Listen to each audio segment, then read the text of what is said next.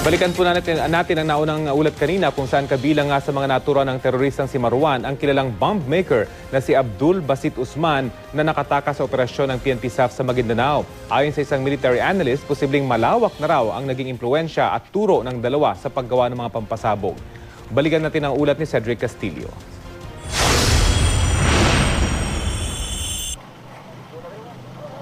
Kaka-intercept pa lamang sa mga improvised explosive device o IEDs na ito taong 2011 nang ipakita ng mga tauhan ng PNP Western Mindanao sa media ang mga bomba. Ayon kay nooy Director for Integrated Police Operation, Attorney Felicissimo Cu, kabilang ang IEDs na ito sa 10 batch ng mga pasabog na ikakalat sana noon sa iba't ibang bahagi ng Mindanao ng kilalang bomb maker na si Abdul Basit Usman.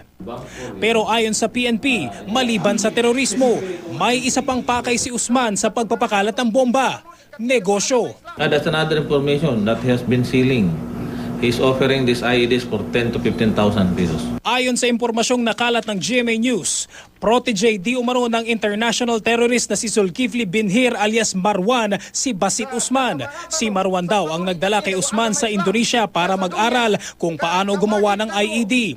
Sina Marwan at Usman ang mga target ng PNP Special Action Force na nakaengkwentro ng MILF at BIFF sa Mamasapanao, Maguindanao noong January 25 kung saan 44 na SAF commandos ang nasawi. Sa operasyong iyon, nakatakas si Basit Usman.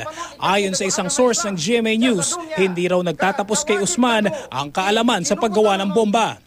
Sa video na ito na eksklusibong ibinigay sa GMA News, kuhang-kuha ang aktwal na pag-i-install ng isang mataas na uri ng ammunition sa hulihang bahagi ng isang motorsiklo.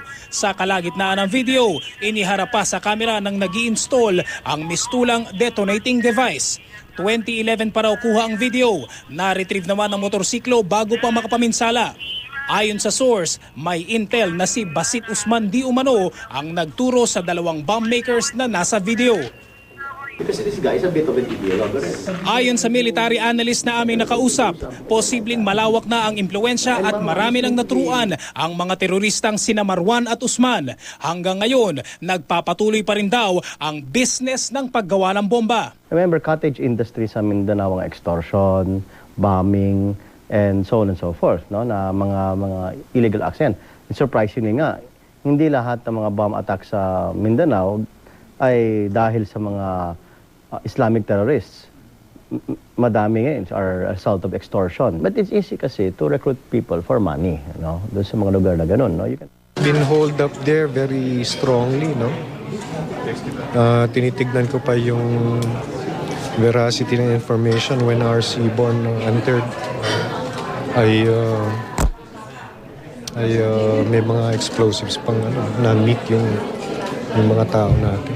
Pinaniniwala ang mahigit isang dekadang naglagi si Marwan sa iba't ibang lugar ng Pilipinas. Kaya sa pagkakapas lang sa kanya ng PNP Special Action Force, naputol ang isa umanong mahalagang koneksyon ng Pilipinas sa International Terror Network at grupong ISIS. Maraming insidente na ng pambobomba sa bansa ang itinuturo sa tinaguriang Osama Bin Laden ng Asya.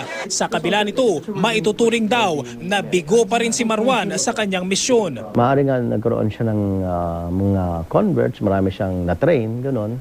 Pero malamang what they just did is that they just engaged in local extortion. Yung ginamit nila yung skills nila kung saan-saan. Hindi sa pag-terrorize ng bansang Pilipinas. Hindi nangyari yun. But he was still a dangerous person. No? Dagdag pa ni Director General Cesar Garcia, mahalaga raw na maisaayos ang MILF 105th Base Command na ayon sa ilang intelligence reports ay kanlungan di umano ng ilang international terrorists. That's where Marwan and company becomes very important because eventually some of those people who go there will want to come back. Cedric Castillo, GMA News.